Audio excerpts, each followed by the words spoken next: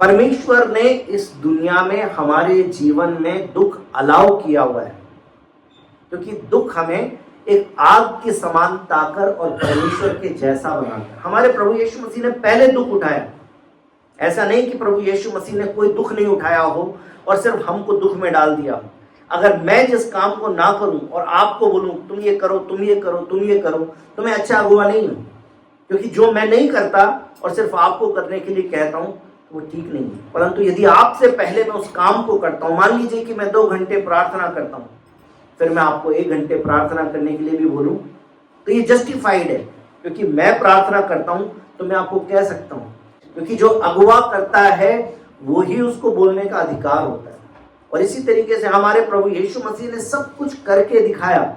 उसने कष्ट, दुख और परेशानियों को इस दुनिया में सहकर तब हमें वो परेशानियां, वो परीक्षाएं, वो दुख हमारे जीवन में अलाउ किया है, ताकि हम उसके द्वारा परिष्कृत हो जाएं।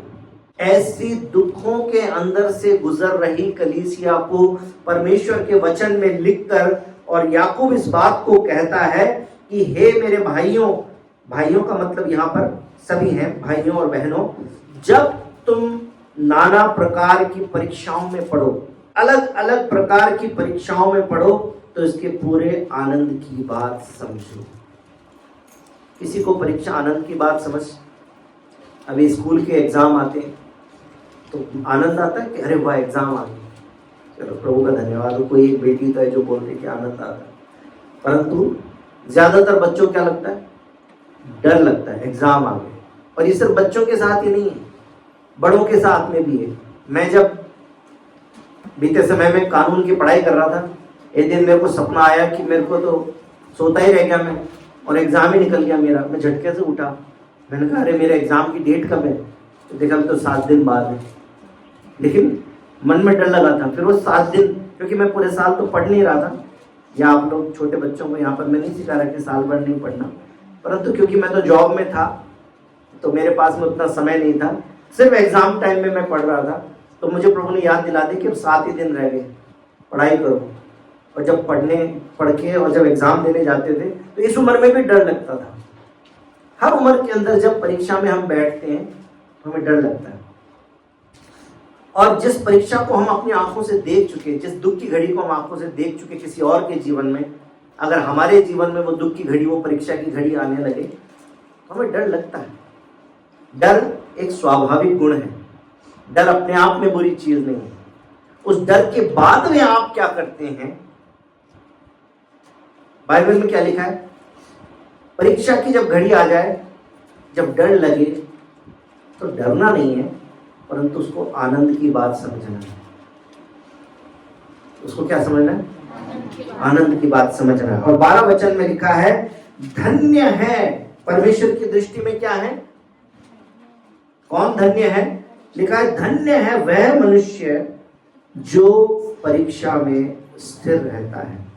सिर्फ आनंदित होने की बात नहीं लिखी है। पहले तो हम परीक्षा आए तो आनंद की बात समझ सकते हैं, जैसे एक बेटी ने कहा कि परीक्षा आती तो आनंद की बात होती। आनंद की बात तो है, क्योंकि हमको मालूम है कि जब हम इस परीक्षा को पास करेंगे तो हम अब अगली क्लास में चले जाएंगे। 12वीं के बच्चों को बड़ा लगता है कि अब हम कॉलेज में चले जाएंगे, कॉलेज के बच्चों को लगता है अब हमारी नौकरी लगेगी। तो परीक्षा अपने आप में जब आती है तो डर तो लगता है, लेकिन वो एक आनंद की घड़ी भी हो सकती है कि अब हम इससे बेहतर किसी और जगह पे जाएंगे, एक नया द्वार हमारे लिए खुलेगा।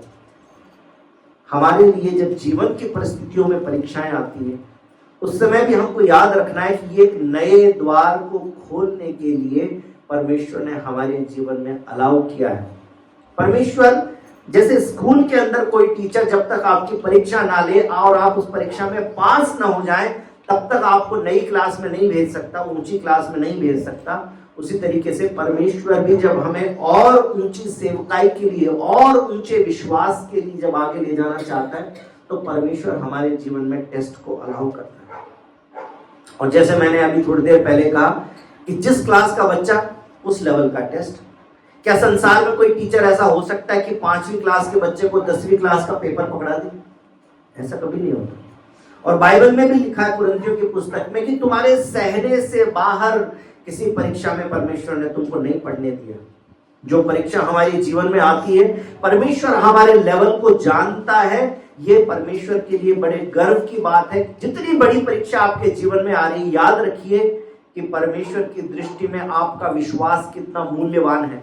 परमेश्वर आपको किस लेवल का समझता है। अभी किसी बहन ने गवाही दी कि उनकी नौकरी पर संकट है, क्योंकि उनके विश्वास का स्तर यहां तक पहुंच गया है कि चाहे नौकरी हो चाहे ना हो, लेकिन मैं तो परमेश्वर के साथ चलूंगी। इसलिए परमेश्वर ने उस तरह की परीक्षा उनके जीवन में आने दी कि नौकरी जा सकती है, लेकिन इस डर के ऊपर जय पाकर जब हम विश्वास में स्थिर रहेंगे तो बहन उस स्तर से ऊपर के विश्वास में चली जाएगी। और अगली बार ऐसी परिस्थिति आएगी तो उनको डर भी नहीं लगेगा, क्योंकि उनको मालूम है कि ऐसी परिस्थिति में परमेश्वर मेरे साथ रहता है। उसी प्रकार से हमारे अपने अपने स्तर के हिसाब से परमेश्वर हम सबके जीवन में परीक्षा अलाउ करता है, क्योंकि फिर उसके बाद में वो एक नए द्वार को खोलने जा रहा है। और इसके परमेश्वर का वचन क्या कहता है? कहता है कि धन्य है वह पुरुष जो परीक्षा में स्थिर रहता है, क्योंकि वो खरा निकलकर जीवन का वो मुकुट पाएगा जिसकी प्रतिज्ञा प्रभु ने अपने प्रेम करने वालों से की है। लेकिन अब इसके बाद में 13 वचन पढ़े जरा। जब किसी की परीक्षा हो तो वह यह न कहे कि मेरी परीक्षा परमेश्वर की ओर से होती है, क्योंकि न तो बुरी बातों से परमेश्वर की परीक्षा हो सकती है और न वह किसी की परीक्षा आप करता है। अब मामला उलट गया। पहले क्या लग रहा था कि परीक्षा अच्छी चीज है, अब मामला उलट गया। अब परमेश्वर का वचन कह रहा है कि जब किसी की परीक्षा हो तो वो ये ना कहे कि मेरी परीक्षा परमेश्वर की ओर से होती है, क्योंकि न तो परमेश्वर की परीक्षा बुरी बातों से हो सकती है और न वो किसी की परीक्षा आप करता है। अब आप बोलेंगे कि अभी तो लग रहा था कि परमेश्वर की तरफ से आशीष है, अच्छी बात। अब कह रहे कि ये तो परमेश्वर तो कर ही नहीं सकता, परमेश्वर की भी नहीं हो सकती, परमेश्वर भी नहीं कर सकता।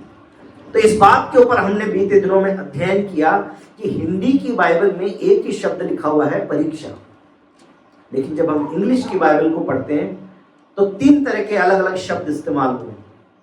पहला शब्द है टेस्ट, बोलिए टेस्ट। दूसरा है ट्रायल्स और तीसरा है टेम्पटेशंस।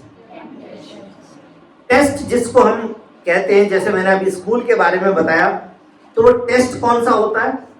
टेस्ट वो होता है जो परमेश्वर हमारे जीवन में जानबूझकर भेजता है ताकि हमारे विश्वास को परख ले, और परख कर जब हम उस विश्वास में स्थिर निकलें तो हमें उन्नति दे, हमारे विश्वास में उन्नति दे। ये डराने वाला वचन नहीं है, डरने की जरूरत नहीं। अरे प्रभु में जितना बढ़ेंगे उतना ही बड़ा टेस्ट आएगा, ये डरने की बात नहीं है। बल्कि बाइबल क्या कह रही है कि जब परीक्षा में पढ़ो, नाना प्रकार की परीक्षा में पढ़ो, तो आनंद की बात समझो, क्योंकि जब हम उस परीक्षा में स्थिर रहेंगे, जब हम उसमें खरे निकल के आएंगे तो हमें परमेश्वर क्या देगा? परमेश्वर हमें जीवन का मुकुट देगा। कितने लोग यहाँ पर जीवन का मुकुट पाने के लिए आए? सबको चाहिए, क्योंकि मरने के बाद में उस परमेश्वर के सानिध्य में जाकर रहना है, उसके साथ उठना बैठना है। वो राजा है जिस सर पर मुकुट लगा हुआ है, तो क्या हमारे भी सर पे मुकुट होना चाहिए कि नहीं होना चाहिए? लेकिन वो तब आएगा जब बाइबल में लिखा है कि जो परीक्षा में स्थिर रहेगा, जो परीक्षा में खरा रहेगा, उसको जीवन का मुकुट मिलेगा। इसलिए परीक्षा कोई बुरी बात नहीं है, परंतु परीक्षा जो शब्द है उसको इंग्लिश में जब हम पढ़ते हैं तो पहला उसका शब्द है टेस्ट। जिस प्रकार से बच्चों के स्कूल में टेस्ट होते हैं और उसके बाद में उसके अच्छे नंबर आते हैं, तब वो अगली क्लास में जाते हैं, इस तरीके से परमेश्वर कभी कभी हमारे जीवन में डायरेक्ट टेस्ट अलाउ करते हैं। दूसरी चीज होती है ट्रायल्स। ट्रायल्स वो होते हैं जब हमारे विश्वास को परखने के लिए कई परिस्थितियां ऐसी उत्पन्न हो जाती हैं, कोई शारीरिक अवस्था ऐसी आ सकती है, कोई बीमारी ऐसी आ सकती है, कोई नौकरी जा सकती है, कोई बाहर से हमारे ऊपर सताव करने के लिए कोई व्यक्ति आ सकता है कि तुम तो यीशु को मानते हो, क्यों मानते हो, तुमने धर्म परिवर्तन कर लिया, और बहुत तरह की बातें जो ट्रायल्स के रूप में हमारे सामने आ सकती है। ट्रायल किसको बोलते मालूम है?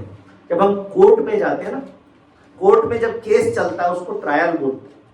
इसका मतलब क्या है कि एक ऐसा समय जिसके अंदर इस बात की परख होगी कि आप क्या परमेश्वर के वचन के अनुसार चलने वाले लोग हैं या अपने मन की मर्जी से चलने वाले लोग हैं। इस बात की परख होगी कि आप परमेश्वर की मर्जी से चलेंगे, उसके वचन के अनुसार चलेंगे या अपनी भावना से चलेंगे। बाइबल में लिखा है कि धर्मी जन विश्वास से जीवित रहेगा, धर्मी जन विश्वास से जीवित रहेगा। और परमेश्वर परीक्षा को यानी कि टेस्ट को और ट्रायल्स को हमारे जीवन में अलाउ करता है। ये परमेश्वर की तरफ से होती है, ये हमारी उन्नति के लिए होती है, ये हमें अगले स्टेज पे ले जाने के लिए होती है, हमें तैयार करने के लिए होती है। लेकिन जो दूसरी परीक्षा है, जो वचन 13 में लिखी है कि न तो बुरी बात से परमेश्वर की परीक्षा हो सकती है, न वो किसी की परीक्षा करता है, ये है टेम्पटेशन। टेम्पटेशन के लिए दूसरा हिंदी शब्द हो सकता है प्रलोभन। परख में और प्रलोभन में अंतर है। परख जो होती है वो हम चीज को परख के लेते हैं। आप 10-15 रुपए 20 रुपए का मटका भी खरीदने जाते हैं, आजकल तो 10-15-20 रुपए में नहीं मिलता, अब वो भी 50-100 रुपए का हो गया। लेकिन उसको भी क्या करते हैं, पुराने लोग जानते होंगे, हम उसको बजा के देखते हैं, टंग टंग टंग, उसकी आवाज बढ़िया आनी चाहिए। हम उसको अंदर से ऐसे करके देखते हैं कि कोई छेद तो नहीं दिख रहा उसके अंदर से आर पार। भिंडी लेने जाते हैं आप, 15 रुपए पाव भिंडी, फिर जैसे वो भरते वैसे लेके आ जाते हैं कि छांट छांट के लेके आते हैं भिंडी को, अपने हाथ से छांट के देखते हैं। मैं तो कई बार जाता हूँ मंडी के अंदर, तो बोलते हैं भाई साहब 100 रुपए के 5 किलो है, लेकिन छांटने नहीं दूँ, ऐसे भर के दूँ। मैं बोलता ना, चाहे तू मेरे को 120 रुपए के भाव दे, लेकिन छांट के लूँगा। फिर मना करता तो मैं दूसरी दुकान पर चला जाता हूँ, क्योंकि मुझे मालूम है कि मैं जो पैसा खर्च कर रहा हूँ उसके अंदर मुझे कचरा नहीं चाहिए, मैं अपने हाथ से छांट के चीज़ लूँगा। इस जीवन के अंदर हम हर चीज बड़ी परख के लेते हैं। परखना अच्छी बात है, लेकिन प्रलोभन ये शैतान का काम है। परमेश्वर प्रलोभन नहीं करता, परमेश्वर हमें गिराना नहीं चाहता, परमेश्वर तो हमें उठाना चाहता। इसलिए जो हिंदी के अंदर तो शब्द लिखा है परीक्षा, परंतु इंग्लिश की बाइबल में क्या लिखा है, टेम्पटेशन। टेम्पटेशन का मतलब है प्रलोभन। आइए फिर से इस वचन को पढ़े, 13 वचन को, प्रलोभन लगा दें परीक्षा की जगह, तो समझ में आ जाएगा कि जब किसी को प्रलोभन हो तो वो ये ना कहे कि ये प्रलोभन परमेश्वर की ओर से होता है, क्योंकि न तो बुरी बात से परमेश्वर की परीक्षा हो सकती है या परमेश्वर को प्रलोभन दिया जा सकता है, और न वो स्वयं किसी को प्रलोभन देता है। इस प्रकार से आप इसको पढ़ सकते हैं। और मैं एक बात और बता दूं, प्रलोभन सिर्फ शैतान की तरफ से, वो हमको गिराने के लिए। प्रलोभन कैसे, टेम्पटेशन कैसी, मोबाइल के अंदर क्लिक कर दो, कुछ गंदी चीज देख लो, कोई भी देख नहीं रहा, अकेले में है, कुछ भी देख लो। कोई विश्वासी नहीं है तो इस समय तो लड़ाई झगड़ा कर लो, लगा दो इसके 2-4, अपनी कौन सी गवाही खराब हो रही है। मुंह से गाली बक दो, गुस्सा आ गया तो गाली बक दो, क्योंकि कोई विश्वासी तो देख नहीं रहा। चोरी कर लो, समय की चोरी कर लो, काम चोरी कर लो। शैतान मन में बहुत सारे विचार डाल सकता है, और न सिर्फ हमारे विचार डाल सकता, बल्कि प्रभु यीशु मसीह के साथ में भी उसने ये वाली परीक्षा की थी। मालूम है आपको, मत्ती किताब 4 अध्याय में जब यीशु मसीह 40 दिन से भूखे प्यासे थे, तो शैतान ने आके मन में क्या विचार डाला, पत्थर को रोटी बना लो, पत्थर को रोटी बना लो।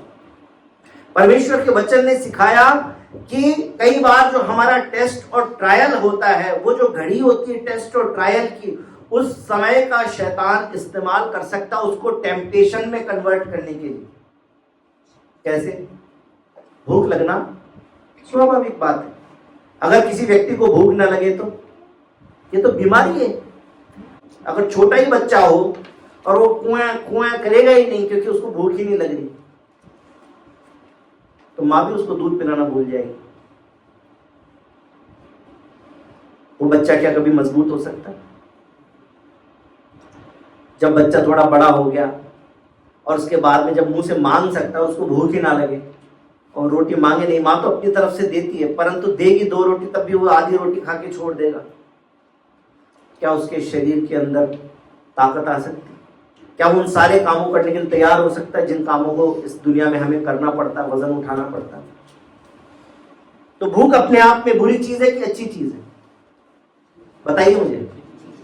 भूख तो अच्छी चीज है, लेकिन बाइबल में लिखा है कि पेटूपन पाप है।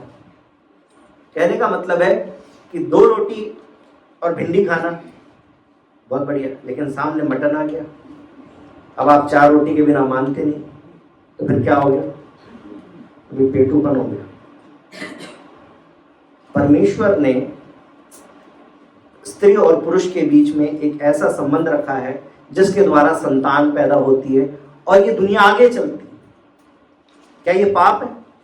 ये पाप नहीं है, लेकिन शैतान उसी बात को इस्तेमाल करता है कि विवाह से पहले उस सीमा से, जिस सीमा के बाद में हमें संतान उत्पत्ति के लिए जिस काम को करना चाहिए उसको उसने बिगाड़ दिया।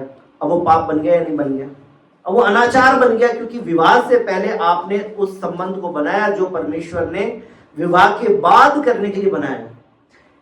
हर एक वो अच्छी चीज जिसको परमेश्वर ने अच्छा बनाया है, उस परिस्थिति के अंदर कई बार शैतान उसी को इस्तेमाल कर सकता है कि वो उसको टेम्पटेशन बना दे, परीक्षा बना दे और हमें गिरा दे। इसलिए हमें बहुत सचेत रहने की जरूरत है। इसलिए परमेश्वर के वचन में इन दिनों में बाइबल स्टडी करके हमने इस बात को सीखा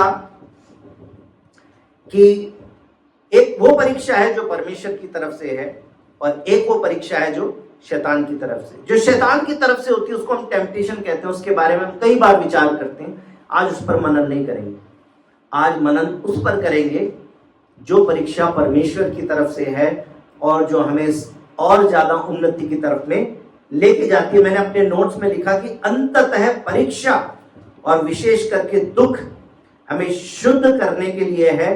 इसलिए इस बात को पहचान लें कि कौन सी परिस्थिति परमेश्वर की तरफ से, पवित्र आत्मा की तरफ से है और कहां पर शैतान जो है वो उसके अंदर अपनी मर्जी हमारे परिस्थिति में डाल रहा है। कई बार हमारे जीवन में दुख की घड़ी आ सकती है, हो सकता है नौकरी चलेगी और प्रार्थना कर रहे हैं परंतु नौकरी नहीं मिल रही, हो सकता है शरीर में दुख आ गया, बीमारी आ गई।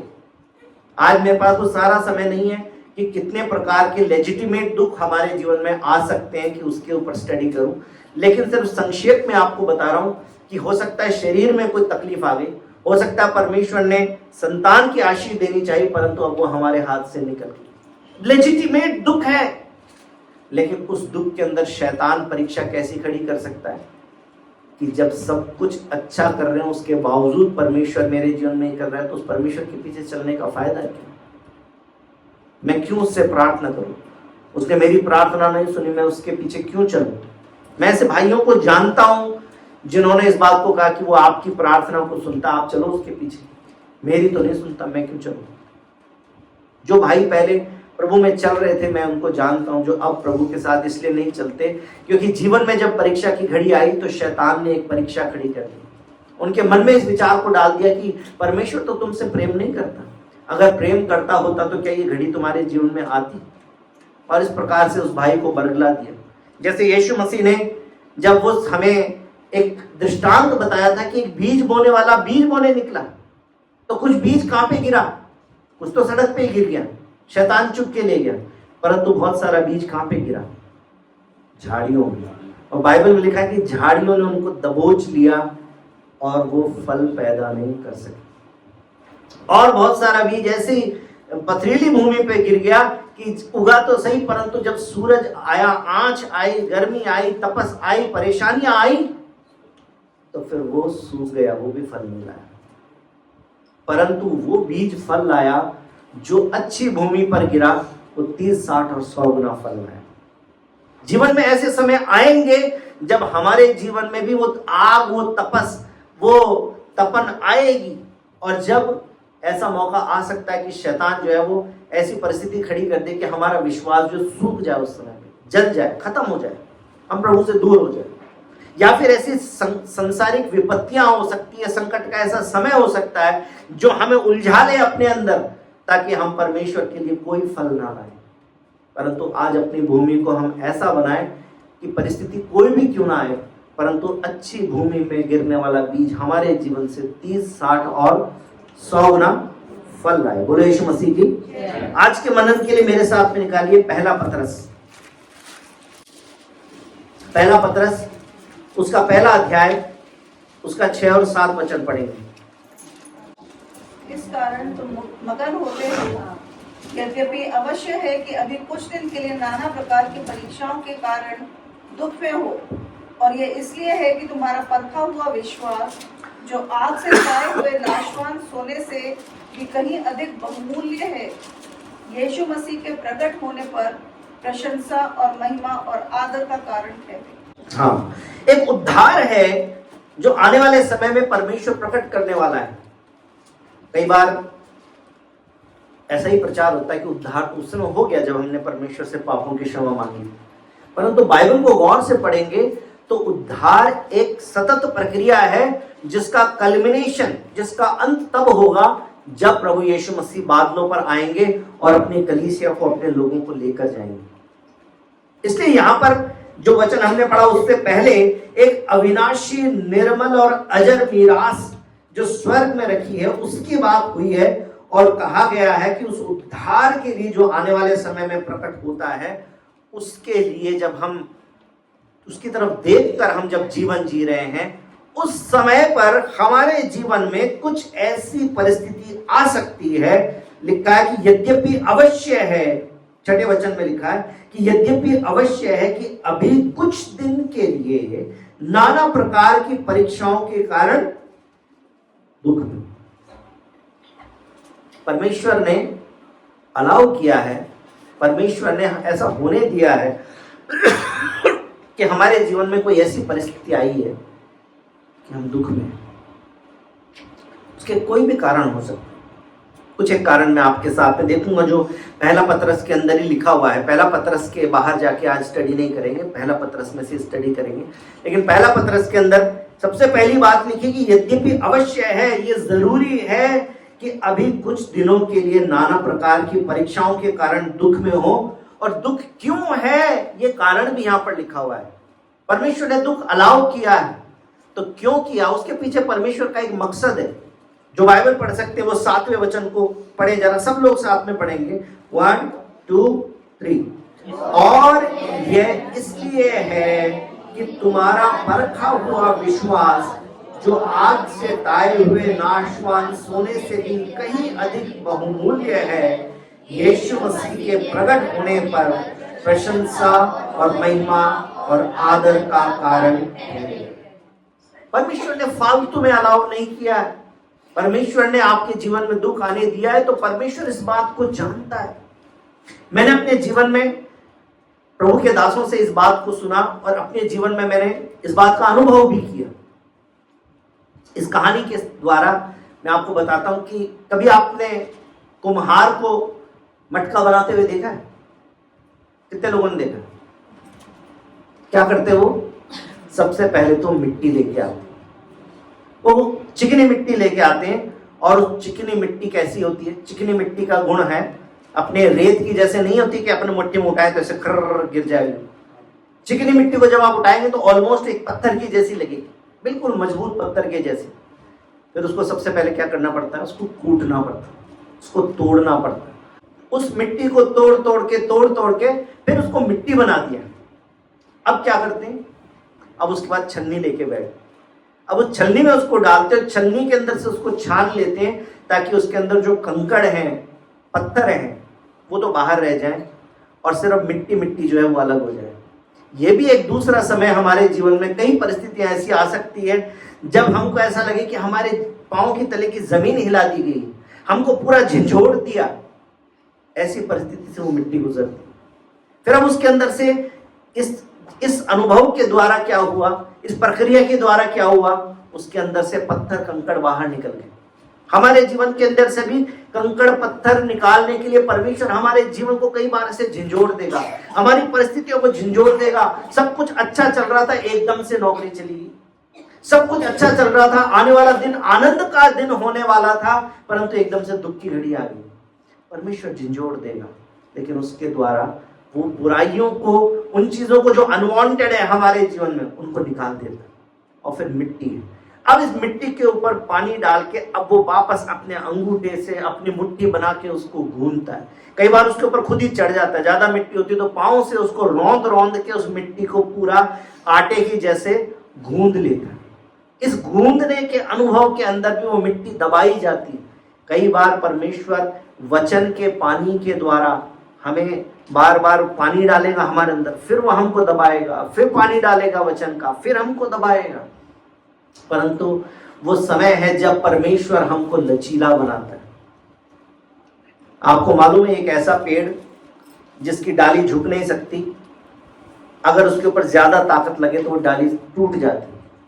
लेकिन एक ऐसा पेड़ जिसको जब धक्का लगे तो उसकी डाली मुड़ जाती है, तो जब धक्का खत्म हो जाता है तो वापस खड़े हो जाते हैं।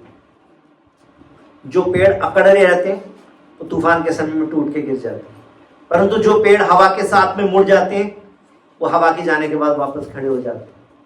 हमें हमारे आत्मिक जीवन में परमेश्वर लचीला बनाने के लिए कई बार उस अनुभव में से हमको निकालता है, जब वचन का पानी डाल डाल के बार बार में हमको गूंद रहा होता है। उसके बाद में जब मिट्टी तैयार हो गई, फिर वो उसको चाक पे रखता है। चाक क्या ऐसे रखा रहता है? चाक बहुत तेज चलता रहता है और बार बार में उसको चलाता रहता है हाथ लगा लगा के, और उस चक्कर घिन्नी के ऊपर परमेश्वर उस मिट्टी को रखता है। कई बार ऐसी परिस्थितियां हमारे जीवन में आती है जब हम चक्कर घिन्नी हो जाते हैं, हमें समझ ही नहीं आता कि इसमें क्या करें और क्या ना करें। वो परिस्थिति ऐसी आके खड़ी हो जाती है कि हम चक्कर घिन्नी हो गए एकदम। लेकिन वो मिट्टी उसके सेंटर में रख के और कुम्हार अपने हाथों से उसको शेप देता रहता है। जब हमारे घर में और हमारे जीवन में ऐसी परिस्थिति आए कि हम चक्कर घिन्नी हो गए, तो समझ लीजिए परमेश्वर अभी भी हमारे जीवन में काम कर रहा है। छोड़ के नहीं चला गया, कुम्हार मिट्टी रख के छोड़ के नहीं जाता, क्योंकि छोड़ के चला जाएगा तो मिट्टी फिर उसी शेप की बन के रह जाएगी। अब वो अपने हाथों से उसको शेप देता है, उसको आकार देता है। उसको क्या बर्तन बनाना है, मटका बनाना है तो अलग तरीके से उसके ऊपर प्रेशर लगाएगा। थोड़े दिनों पहले ईशांशी को हमने वो अनुभव दिलाया। एक जगह पर हम घूमने के लिए गए, तो वहां पर वो रखा हुआ था चाक, उसके ऊपर मिट्टी रखी थी, उसने मिट्टी तैयार कर रखी थी, मिट्टी को उस पर रख के और ईशी को बोला अब इसके ऊपर अपने अंगूठे से जोर लगाओ। उंगलियों से जोर मत लगाना, उंगलियों को तो खाली शेप देने के लिए रोक के रखो, अंगूठे से जोर लगा। सिर्फ एक दिया बनाने के लिए ईशी को अपने उंगलियों से वो अलग अलग तरह की ताकत लगानी पड़ी ताकि एक दिया बन के तैयार हो गया। उसने बनाया। जब वो आपको दिया बनाएगा या आपको गमला बनाएगा या आपको मटका बनाएगा, ये परमेश्वर के हाथ में कि वो हम में से क्या बनाएगा। हम सब अलग अलग बर्तन हैं, परंतु हम सब बर्तनों की उस परमेश्वर को जरूरत है। ऐसा नहीं कि ब्रिजेश भाई प्रचार कर रहे तो ब्रिजेश भाई ज्यादा जरूरी बर्तन है। हो सकता है कि इससे ज्यादा जरूरी बर्तन आप हो। परमेश्वर हर एक को अलग अलग बर्तन के रूप में बना रहा है, परंतु जब कुम्हार उस मिट्टी को लेके बैठा है तो अपने हाथ से उसको पूरे टाइम शेप देता है, क्योंकि उसको मालूम है कि सही समय पर जब इसकी प्रॉपर शेप आ जाएगी तब इसको काट के और चाक पर से निकाल लेना। अब वो उसको निकाल के और रख लेना। अभी काम नहीं पूरा हो गया, अभी तो ये कच्ची मिट्टी ही है। अब क्या करेगा? अब इसको वो आग में रखता है, आग में रख के और अब उसको वो सेकेगा। जब आग का अनुभव होता है तो हम सोचते हैं कि अब तो परमेश्वर ने जरूर हमको छोड़ ही दिया, क्योंकि आग का अनुभव क्या है? एक ऐसी तपन का अनुभव है, एक ऐसी आंच का अनुभव है जिसके अंदर हमको लग सकता है कि परमेश्वर ने हमको छोड़ दिया। लेकिन विद्वान लोग बताते हैं, मैं तो पूरे प्रोसेस के अंदर कभी किसी कुम्हार के साथ बैठा नहीं, परंतु विद्वान लोग बताते हैं कि कुम्हार जो है वो आग के पास ही रहता है, अपने नजरों में रखता है, क्योंकि उसको मालूम है कि अगर मैंने कम समय के लिए पकाया, आंच में कम समय के लिए पकाया, तो बर्तन कच्चा ही रह जाएगा और जल्दी से टूट सकता है, इसमें दरार पड़ सकती है। लेकिन अगर मैंने उसको जरूरत से ज्यादा पका दिया तो भी ये बर्तन खराब हो जाएगा। इसलिए उसको पता है कि बिल्कुल परफेक्ट टाइम तक इसको पका के और मुझे बाहर निकालना है, और इसलिए वो कभी आग से दूर नहीं हो सकता, वो बर्तन के ऊपर से उसका ध्यान कभी भी दूर नहीं हो सकता। उसी प्रकार से परमेश्वर जब हमको हमारी परिस्थिति के अंदर आग रूपी अग्नि जब हमारे चारों तरफ में भड़की है, ऐसी परिस्थिति हमको महसूस होती है, उस समय जब परमेश्वर हमको लेके जा रहा होता है तो उस परमेश्वर का ध्यान हर समय हमारे ऊपर रहता है। बाइबल में एक घटना है, आप जानते हैं, पुराने नियम के अंदर दानियल की पुस्तक के अंदर। आज वहां पर जाके डिटेल में आपके साथ नहीं पढ़ूंगा, परंतु आप जाके पढ़िएगा।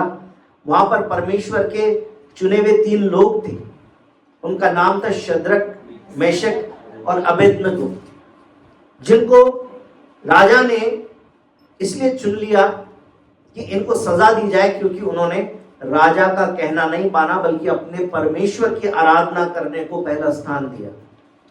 और सच में वहां पर असल की आग धधकाई गई, और किताब में, बाइबल में ऐसा लिखा हुआ है कि उन्होंने उसको इतना धधका दिया, जबरदस्त धधका दिया कि जो लोग उस आग के नजदीक भी जाते थे वो जल जाते थे। और फिर राजा ने इन तीनों को उस आग में डलवा दिया। लेकिन बाइबल में लिखा हुआ है कि राजा बोलता है, क्या हमने सिर्फ 3 जनों को आग में नहीं डाला था? तो फिर हमें 4 लोग क्यों नजर आ रहे? और उस आग के अंदर से शद्रक, मेशक और अबेदनगो इस प्रकार से निकल के आए कि उनके शरीर के ऊपर जलने की भी बू नहीं थी, बाइबल में लिखा हुआ है। जबकि आपको मालूम है, हम लोग जब रोटी बनाते हैं तो महिलाओं के तो क्या हाथ पे बाल नहीं होते, परंतु कभी कभी मेरा भी मौका आता है रोटी बनाने का, और हर बार जब मैं रोटी बनाता तो कभी न कभी तो ऐसा मौका आ जाता है कि थोड़ा सा बाल जो है वो जल जाए, क्योंकि कभी चिमटा इधर से उठाया, तवा हटाया, कुछ भी किया तो थोड़ा आग के ऊपर हाथ चला गया तो बदबू आए थे, बाल जल गए थोड़े से। आग के नजदीक जाते ही जल जाते हैं। तो आग के बीच में जब वो थे तो क्या उनके अंदर से कुछ जलने की बू नहीं आनी चाहिए थी? लेकिन बाइबल में लिखा है कि उनके अंदर से तो जलने की बू तक भी नहीं आई, उनके कपड़े भी नहीं जले, उनके शरीर भी नहीं जले, क्योंकि परमेश्वर का जो पुत्र सदृश लिखा है कि परमेश्वर के पुत्र सदृश वहां पर उनके साथ में खड़ा था, जो चौथा था, जो शद्रक, मेशक, अबेदनगो की रक्षा उस आग के अंदर कर रहा था। हमारी आग रूपी जो परीक्षा होती है उस समय में ये मत समझिएगा कि हम अकेले हैं। कुम्हार की नाई परमेश्वर हमारे ऊपर अपनी दृष्टि करके, अपने नजर में, अपने ध्यान में हमको रखकर बैठा हुआ है, क्योंकि उसको मालूम है कि कब उसको हमें आग में से निकालना है। और जब हम उस आग में से होकर भी गुजरेंगे हमारी कोई हानि नहीं होगी। क्या लिखा हुआ है, फिर से पढ़े इस वचन को। हे प्रियो, जो दुख रूपी अग्नि तुम्हारे परखने के लिए तुम में भड़की है, इससे ये समझकर अचंभा न करो कि कोई अनोखी बात तुम पर बीत रही है। ये कोई अनोखी बात नहीं हो रही है। परमेश्वर के लोग जब से लेकर कलीसिया शुरू हुई है, और बल्कि पुराने नियम में भी जो परमेश्वर के साथ चलने वाले लोग थे, वो अलग अलग समय में इस बात को अपने जीवन में अनुभव करते रहे। मैंने बाइबल को जब पहला पत्रस को पढ़ा तो अलग अलग प्रकार की परीक्षाएं देखी। सबसे पहली परीक्षा 4 अध्याय उसके 1 और 2 वचन में लिखी हुई है। यह है शारीरिक या परिस्थितियों के अंदर उत्पन्न हुई एक परीक्षा जिसमें हमें दुख पहुंचता है। पढ़िए पहला पत्रस 4 अध्याय 1 और 2 वचन। इसलिए जबकि मसीह ने शरीर में होकर दुख उठाया, तो तुम भी उसी मनसा को हथियार के समान धारण करो, क्योंकि जिसने शरीर में दुख उठाया वह पाप से छूट गया, ताकि भविष्य में अपना शेष शारीरिक जीवन मनुष्यों के अभिलाषों के अनुसार नहीं, परंतु परमेश्वर की इच्छा के अनुसार व्यतीत करे। हाँ जी, तो एक पहली ऐसी परीक्षा आ सकती है जो हमारे शरीर पर आती है। शरीर पे क्या आ सकता है? बीमारी की अवस्था आ सकती है, शरीर का एक्सीडेंट हो सकता है, परंतु परमेश्वर हमारे शरीरों के द्वारा एक ऐसी परीक्षा को हमारे जीवन में अलाउ करता है जो हमें और ज्यादा हमारे विश्वास के अंदर निखार दे। और प्रभु यीशु मसीह ने भी शरीर के अंदर दुख उठाया या नहीं उठाया? जो यीशु ने कोड़े खाए थे वो शरीर पर ही खाए थे। और बहुत सारे लोग ऐसे सोचते हैं कि यीशु मसीह तो परमेश्वर थे, उनको दर्द थोड़ी होता होगा। लेकिन सच्चाई ये है कि बाइबल के अनुसार प्रभु यीशु मसीह संपूर्ण रूप से परमेश्वर थे, परंतु संपूर्ण रूप से मनुष्य थे। और इसलिए प्यास लगी थी तो सच में प्यास लगी थी, कोड़े पड़े थे तो सच में दर्द हुआ था, आह निकली थी तो सच में आह निकली थी, हाथ में जब कीलें ठोकी गई थी, पांव में जब कीलें ठोकी गई थी तो प्रभु को सच में दुख हुआ था, क्योंकि उनको कष्ट पहुंचाया गया। परंतु शरीर का जो कष्ट है, लिखा है कि शरीर में दुख उठाया तो पाप से छूट गया। जब हम शरीर में दुख उठाते हैं तो हम परमेश्वर की तरफ में और ज्यादा झुकते चले जाते हैं। कुछ लोग ऐसे भी होते हैं जो शरीर के दुख में परमेश्वर से दूर चले जाते हैं, परंतु हमको वो नहीं बनना जो शरीर के दुख में हम परमेश्वर से दूर चले जाएं। उसके बाद में दूसरी परीक्षा एक है जो दूसरे अध्याय के 1 वचन से लेकर है। ये सब प्रकार का बैर भाव और छल और कपट और डाह और निंदा को दूर करके नए जन्मे हुए बच्चों के समान निर्मल आत्मिक दूध की लालसा करो। हाँ बस, तो यहाँ पर एक दूसरी तरह की परीक्षा कौन सी है? बैर भाव। हमारे साथ में शैतान न सिर्फ दूसरे लोगों को हमारे जीवन के ऊपर बैर करके भेज सकता है, परंतु कई बार शैतान ऐसे विचार हमारे अंदर भी पैदा कर सकता है जिससे हमारे मन में भी बैर भाव आ जाए, छल कपट आ जाए। और इसलिए ये दूसरे तरह की परीक्षा है जिसके प्रति हमको सावधान रहना है कि जब दूसरे हम पर बुराई करें तो हमारे अंदर कोई बुराई उत्पन्न ना हो जाए। क्योंकि बाइबल में प्रभु यीशु मसीह ने क्या बोला कि जब तुम्हारे एक गाल पर कोई थप्पड़ मारे तो तुम क्या करो? उठा के तुम भी रखो। ऐसे ही लिखा ना? क्यों राकेश भाई? तो क्या करना? और बीते दिनों में परमेश्वर ने इस बात का अनुभव मुझे दिया और इस बात को सिखाया कि जब लोग हमें बदनाम कर रहे हो, जब लोग हमारे बारे में बुरी बुरी बातें कर रहे हो, हम गीत तो बड़ी आसानी से गा लेते हैं कि चारों तरफ बदनाम करें, गाते ना गीत को कि चारों तरफ लोग हमें बदनाम करें, परंतु हम क्या करें?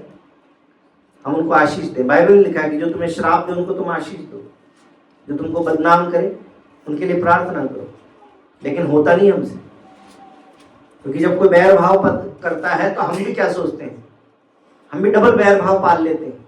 हम मसीह के लोग हैं, एक गाल पे थप्पड़ पड़े तो दूसरा गाल हम सामने नहीं करते, हम भी बैर भाव उत्पन्न कर लेते हैं। परंतु प्रभु ने मेरे मन में विचार डाला कि यीशु मसीह को, जो स्वयं परमेश्वर है, जो पवित्र परमेश्वर है, जो स्वयं पवित्र आत्मा है, उसको फरीसियों और शास्त्रियों ने क्या बोला? ये तो बेलजबूल की सहायता से दुष्ट आत्माओं को निकालता है, यानी कि शैतान की सामर्थ्य से दुष्ट आत्माओं को निकालता है। परंतु यीशु मसीह ने बस इतना सा जवाब दिया कि यदि मैं बेलजबूल की से निकालता हूं तो तुम किसकी उससे निकालते? प्रभु यीशु मसीह ने गाली के बदले गाली नहीं दी, बदनामी के बदले बदनाम नहीं किया। मैंने बाइबल में कहीं नहीं देखा कि बाद में अपने चेलों के साथ बैठ के प्रभु जी उनके बारे में बात करो, भाई उसने आज ऐसा बोला, उसका क्या करना चाहिए। तो हमें क्या करना है? हमें भी कोई प्रतिकार करने की जरूरत नहीं है। जब यीशु मसीह को बदनाम कर दिया तो हम क्या चीज है? तो हमें अपने मन में शांति रखनी, हमें किसी का प्रतिकार नहीं करना। क्योंकि दूसरी परीक्षा इसी प्रकार की आ सकती है जब हमारे मन में कैसा विचार प्रकट करे, हमारे मन में ऐसा विचार प्रकट करे कि हम उस बात का बदला ले लें। दूसरा ही अध्याय और उसके 18 वचन से पढ़िए। हे सेवकों, हर प्रकार के भय के साथ अपने स्वामियों के अधीन रहो, न केवल उनके जो भले और नम्र हो और उनके भी जो कुटिल हो, क्योंकि यदि कोई परमेश्वर का विचार करके अन्याय से दुख उठाता हुआ क्लेश सहता है तो यह सुहावना है। हाँ, एक और परीक्षा जो आ सकती है वो आ सकती है कि हमारे बॉस, हमारे कंपनी के मालिक, जिनको हम रिपोर्ट करते हैं, जिनके हम काम करते हैं, वो हमारे साथ में क्या करे? अन्याय करे। अभी बहन गवाही दे रही थी ना चोरी की झूठी बात लगा दी, चोरी अन्याय है ना? अन्याय तो होएगा, क्योंकि ये एक तरह की परीक्षा है जो हमारे जीवन में आएगी। लेकिन बाइबल में लिखा हुआ है कि चाहे वो कुटिल भी हो, हमारा जो मालिक है, हमारा जो हमारे ऊपर है, परंतु 19 वचन में लिखा है कि जो अन्याय से दुख उठाता हुआ क्लेश सहता है वो व्यक्ति परमेश्वर की दृष्टि में क्या है? सुहावना है। परमेश्वर की दृष्टि में वो पसंद आने वाला है। परमेश्वर का वचन ये नहीं कह रहा कि कोई तुम्हारे अन्याय करे तो तुम भी उसके साथ में अन्याय करो, उसकी बुराई करो, उसके साथ उसके बारे में 4 लोगों से बातें करो, तुम आंदोलन छेड़ दो। हालांकि आंदोलन छेड़ने का हमको बड़ा मन करता है, जब गलत बात होती है तो गलत को गलत बोलने का मेरे को बड़ा मन करता है। लेकिन बाइबल लिखा है कि जब कोई हमारे साथ में अन्याय करे तो उसको सह लो, तो उससे परमेश्वर की दृष्टि में हम सुहावने ठहरते हैं। और इसी का 24 वचन भी पढ़े। वह आके हमारे पापों को अपनी देह पर लिए हुए क्रूस पर चढ़ गया, जिससे हम पापों के लिए मरकर धार्मिकता के लिए जीवन बिताएं। हाँ, तो यहाँ पर हमारा आदर्श कौन है? हमारा आदर्श प्रभु यीशु मसीह है, जिसने हर प्रकार का अन्याय सहा। जो इसी बात में आगे लिखा है कि यदि 20 वचन से लिखा है कि यदि तुमने अपराध करके मुंह से कहा धीरज धरा तो इसमें क्या बड़ाई की बात है, पर यदि भला काम करके दुख उठाते हो धीरज धरते हो तो ये अन्याय है ना, कि जब तुम तो अच्छा कर रहे हो पर लोग तुम्हारे ऊपर मुंह से मार रहे हैं, तुमको बदनाम कर रहे हैं, तुमको परेशान कर रहे हैं, अन्याय है।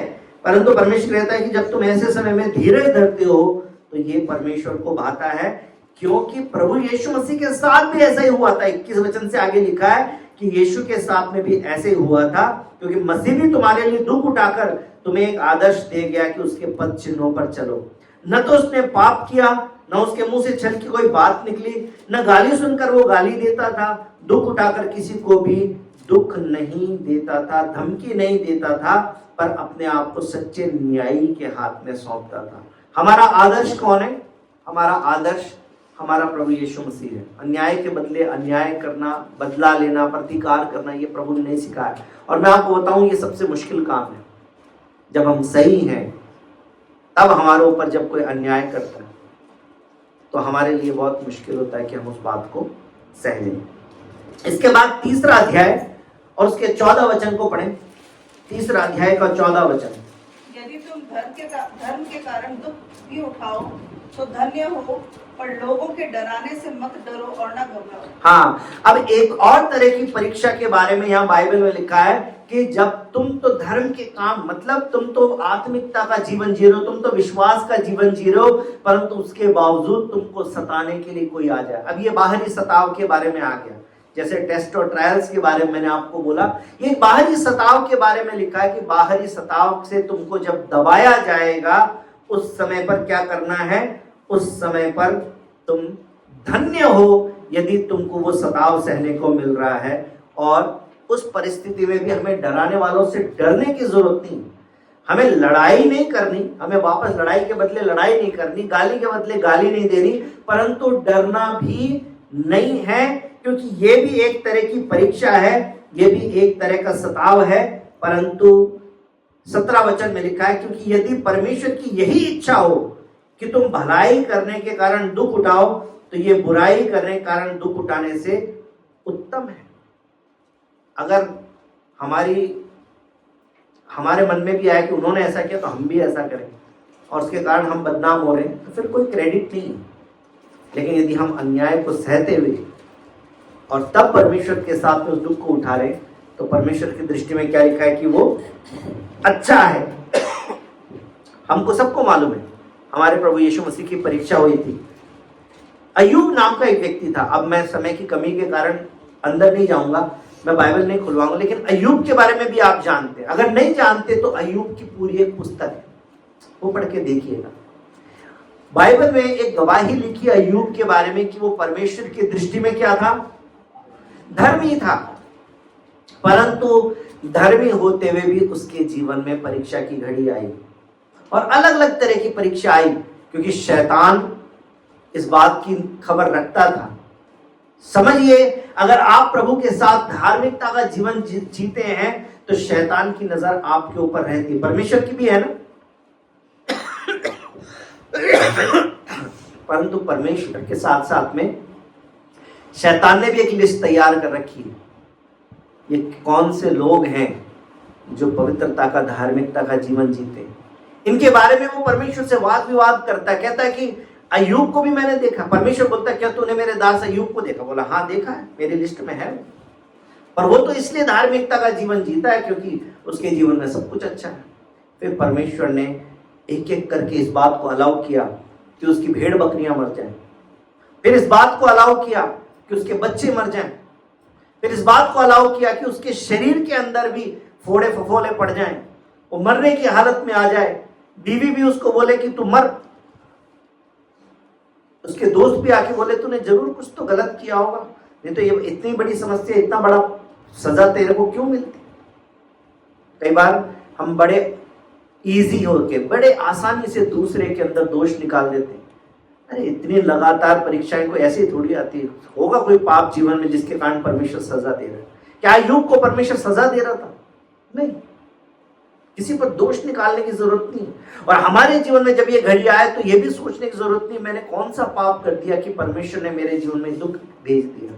जरूरी नहीं है, हो सकता है कि परमेश्वर की दृष्टि में आप इतने धर्मी हैं कि परमेश्वर आपके ऊपर घमंड करता है, और इसलिए परमेश्वर ने अलाउ किया शैतान को कि वो ऐसी परिस्थिति में भी मुझसे दूर नहीं होगा, तू परख के देख ले उसको। परमेश्वर ने अलाउ किया।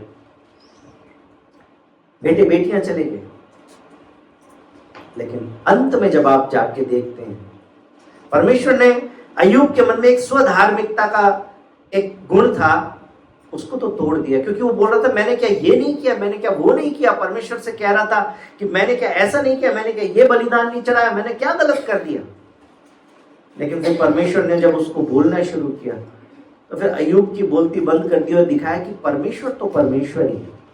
परंतु जब बाद में उसने अपने आप को नम्र कर लिया, दीन कर लिया, अपने बारे में बदनामी करने वाले, अपने बुराई करने वाले दोस्तों के लिए भी जब उसने प्रार्थना किया, तो फिर बाइबल में लिखा है कि परमेश्वर ने उसकी सारी आशीषें दुगना करके उसको लौटा दी। और यहाँ तक कि फिर जो उसको संतान हुई, उसकी जो बेटियां हुई, वो इतनी सुंदर थी कि उनके समान दूसरी कोई बेटियां मिलती नहीं थी।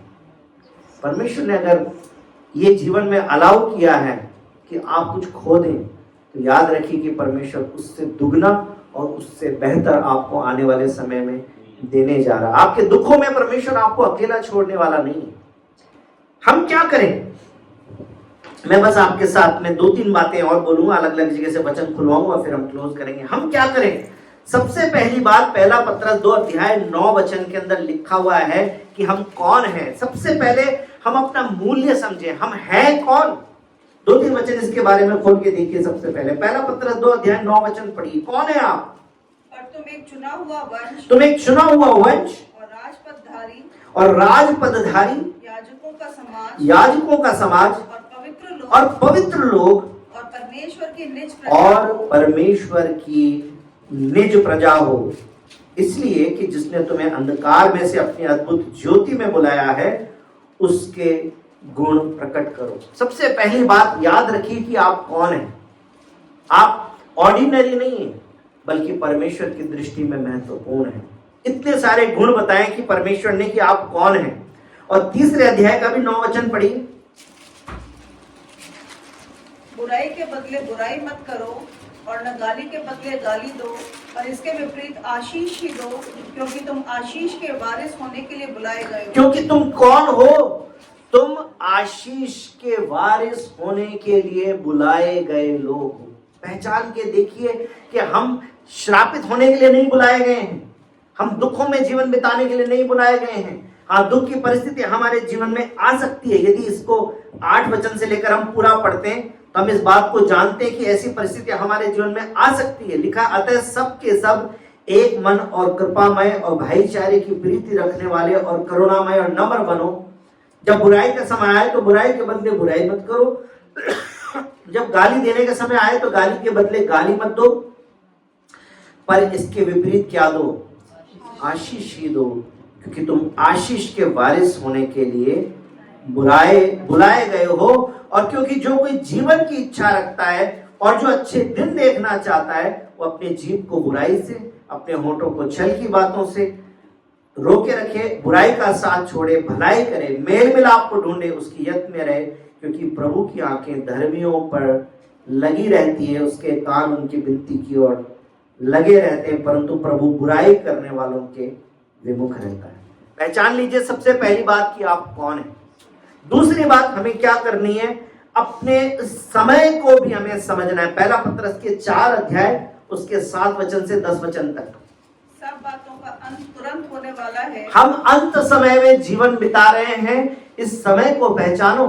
अभी प्रभु यीशु मसीह का आने का समय बहुत निकट है, इसलिए परमेश्वर कह रहा है कि समय को पहचानो। कौन सा समय है?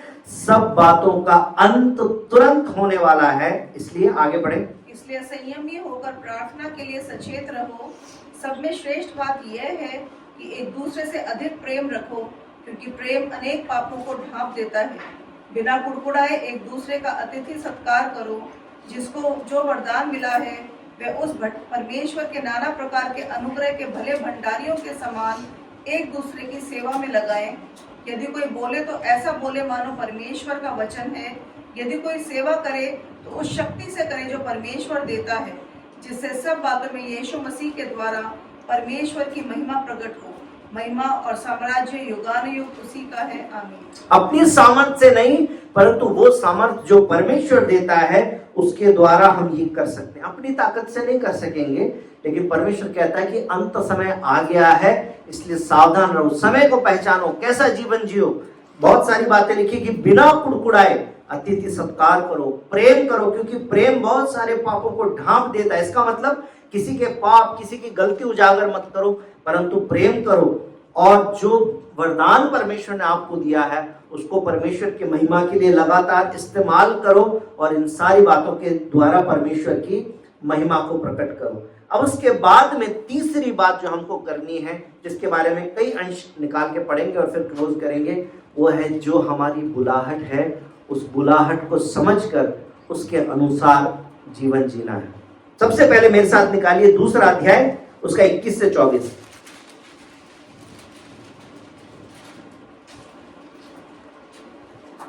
और तुम इसी के लिए बुलाए भी गए हो, क्योंकि मसीह भी तुम्हारे लिए दुख उठाकर तुम्हें एक आदर्श दे गया है कि तुम भी उसके पद चिन्हों पर चलो। न तो कोई उसने पाप किया, न उसके मुंह से छल की कोई बात निकली। वे गाली सुनकर गाली नहीं देता था, और दुख उठाकर किसी को भी धमकी नहीं देता था, पर अपने आप को सच्चे न्यायी के हाथ में सौंपता था। वे आप ही हमारे पापों को अपनी देह पर लिए हुए क्रूस पर चढ़ गया, जिससे हम पापों के लिए मरकर धार्मिकता के लिए जीवन बिताएं। हम पापों के लिए मर जाएं, परंतु हम धार्मिकता का जीवन बिताएं, ये हमको इन दिनों में करना है। 5वां अध्याय का 2 से 5 पढ़े। कि परमेश्वर के उस झुंड को जो तुम्हारे बीच में है रखवाली करो। अब ये सिर्फ किसी एक व्यक्ति की जिम्मेदारी नहीं है, परंतु हम सब लोगों के लिए ये परमेश्वर की बुलाहट है। वचन को पढ़ेंगे तो हम सब लोग अपने अपने लिए पढ़ें कि परमेश्वर के उस झुंड की जो तुम्हारे बीच में है रखवाली करो। आगे, और ये दबाव से नहीं, परंतु परमेश्वर की इच्छा के अनुसार आनंद से, और नीच कमाई के लिए नहीं, पर मन लगाकर जो लोग तुम्हें सौंपे गए हैं उन पर अधिकार न जताओ, वरन झुंड के लिए आदर्श बनो। फिर क्या होगा? जब प्रधान रखवाला प्रकट होगा तो तुम्हें महिमा का मुकुट दिया जाएगा जो मुरझाने का नहीं। इसी प्रकार हे नवयुवकों, तुम भी प्राचीनों के अधीन रहो, वरन तुम सब के सब एक दूसरे की सेवा के लिए दीनता से कमर बांधे रहो, क्योंकि परमेश्वर अभिमानियों का विरोध करता है, परंतु दीनों का अनुग्रह करता है। तो हमें क्या करना है? हमें एक दूसरे की सेवा के लिए तैयार रहना है। पहले अध्याय का 22 वचन पढ़ेंगे। अतः जबकि तुमने भाईचारे की निष्कपट नीति के निमित्त के मानने से अपने मनों को पवित्र किया है, तो तन मन लगाकर एक दूसरे से अधिक प्रेम रखो। कैसा? अपना तन और मन लगाकर। हम मन तो लगा लेते हैं, क्योंकि व्हाट्सएप पे आई प्रार्थना, और हमने जहां बैठे थे, जहां लेटे थे, वहीं पे उठा के कर दी प्रार्थना, 4 लाइन लिख दी, आमीन कर दी। लेकिन अगर कोई भाई बीमार है, कोई बहन बीमार है, उसके पास दौड़ कर नहीं गए, उसको अस्पताल नहीं पहुंचाया, उसके दुखों में सहभागी नहीं बने, तो खाली मन की रह गई, तन की नहीं हुई। अपने तन के द्वारा भी हम परमेश्वर के लोगों की क्या करें? सेवा करें, ऐसा प्रेम करें। 2 अध्याय का 1 और 2 वचन, जिसके अंदर प्रैक्टिकल जीवन के अंदर हमें आत्मिक जीवन जीने की बात लिखी है। 11 वचन पढ़ेंगे सिर्फ। 2:11। हे प्रियो, मैं तुमसे विनती करता हूँ कि तुम अपने आप को परदेशी और यात्री जानकर उन सांसारिक अभिलाषाओं से जो आत्मा से युद्ध करती है बचे रहो। हाँ, हमको आत्मिक अभिलाषाओं से, संसार की उन अभिलाषाओं से जो हमारी आत्मा को प्रभावित करती है, उनके प्रति सचेत रहना है। कुछ अभिलाषाएं अच्छी है जो हमारी आत्मा में उठती हैं, परंतु कुछ है जो संसारिक है। हमें दोनों में भेद करना आना चाहिए कि कौन सी परमेश्वर की इच्छा के अनुसार है और कौन सी उसकी इच्छा के अनुसार नहीं। इसी का 16-17 वचन भी पढ़ेंगे। अपने आप को स्वतंत्र जानो, पर अपनी स्वतंत्रता को बुराई के लिए आड़ न बनाओ, परंतु अपने आप को परमेश्वर के दास समझकर चलो। सबका आदर करो, भाइयों से प्रेम रखो, परमेश्वर से डरो, राजा का सम्मान करो। आमीन। यहाँ पर लिखा है सबका आदर करो, भाइयों से प्रेम रखो, परमेश्वर से डरो और राजा का सम्मान करो। प्रार्थना के बारे में जो पिछला वचन हमने पढ़ा था उसके बारे में भाई शिष्य थॉमसन ने आज सुबह सुबह मुझे एक संदेश भेजा। मैं आपके साथ में भी उस बात को कहना चाहता हूँ। उन्होंने कहा कि प्रार्थना करने का उल्टा होता है सोते रहना। बोलिए सोते रहना, बोलिए सोते रहना। प्रार्थना का उल्टा क्या होता है? जो प्रार्थना नहीं कर रहा वो क्या कर रहा है? सो रहा है। क्योंकि प्रभु यीशु मसीह अपने चेलों के साथ गतसमनी के बाग में गए, उन्होंने बोला कि मेरे साथ प्रार्थना करो। फिर प्रभु थोड़ी दूर जाके प्रार्थना कर रहे थे, वापस आए तो चेले क्या कर रहे थे? फिर प्रभु ने उनको जगाया कि क्या तुम मेरे साथ में 1 घंटा भी प्रार्थना नहीं कर सकते? प्रार्थना करो। फिर उनको जगा के चले गए। फिर प्रभु प्रार्थना करे, फिर चेले क्या कर रहे थे? प्रार्थना का उल्टा है सोते रहना। यदि हम प्रार्थना नहीं करते हैं तो हम सोते रहते हैं। और प्रार्थना के बिना बहुत सारे वचन मैंने आपको पढ़वाए, ये आत्मिक जीवन हम जी नहीं सकते। क्योंकि कुड़कुड़ाहट आ जाएगी, गुस्सा आ जाएगा। कई बार सिर्फ इंसान के प्रति नहीं, परमेश्वर के प्रति भी कुड़कुड़ाहट आ जाती है। परमेश्वर ने ऐसा कैसे मेरे जीवन में अलाउ कर दिया? ये तो नहीं होना चाहिए था कम से कम मेरे जीवन में। लेकिन मैं आपको बताना चाहता हूँ, प्रार्थना के द्वारा ये हो सकता है कि हम गाली के बदले गाली ना दें। हम सबसे आदर करें, सबका आदर करें, सबसे प्रेम करें, परमेश्वर का भय माने, अपने राजा के लिए हम प्रार्थना करें। ये तभी संभव हो सकता है। पहला पत्रस उसका पहला अध्याय 15-16 वचन।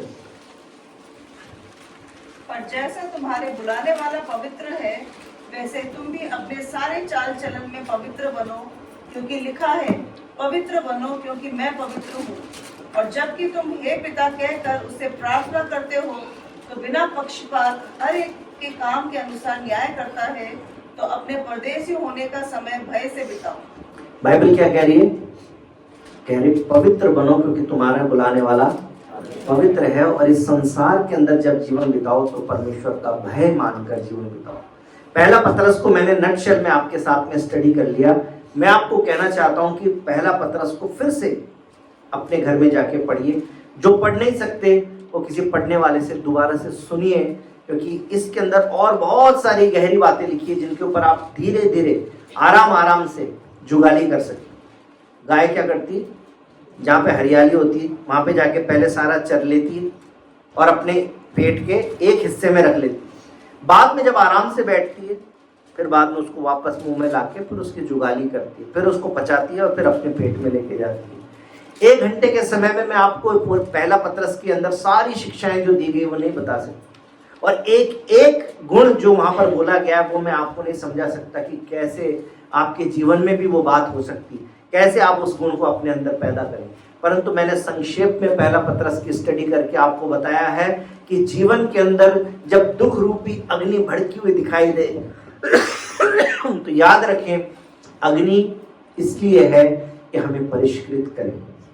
हमारा विश्वास जो है वो सोने और चांदी से भी कीमती है, उसको और ज्यादा निखारने के लिए परमेश्वर आग का इस्तेमाल करता है। यानी जीवन में दुखों का और परीक्षाओं का इस्तेमाल करता है, परंतु परीक्षा में हमें स्थिर रहकर खरा निकलना है। उसके द्वारा हमें जीवन का मुकुट मिलने वाला है। लेकिन जब तक इस संसार में है, कैसा जीवन बिताना है? ऐसा जीवन बिताना है कि जिसमें हम प्रेम को अपना आदर्श लेके चलें, एक दूसरे से कुड़कुड़ाए नहीं परंतु एक दूसरे से प्रेम करें। सिर्फ मन से प्रेम नहीं परंतु तन से भी प्रेम करें। एक दूसरे के लिए दौड़ भाग करें, सबके लिए प्रार्थना करें। और सबसे बढ़कर बाइबल में लिखा है कि अपने प्रभु यीशु के जैसे बनते जाएं। जैसे हमारा बुलाने वाला पवित्र है वैसे हम भी पवित्र बने। जब हम नाना प्रकार की परीक्षा में पढ़े तो उसको आनंद की बात समझें, क्योंकि अंत में इसके द्वारा परमेश्वर जीवन का मुकुट हमको देने जा रहा है। बोलो यीशु मसीह की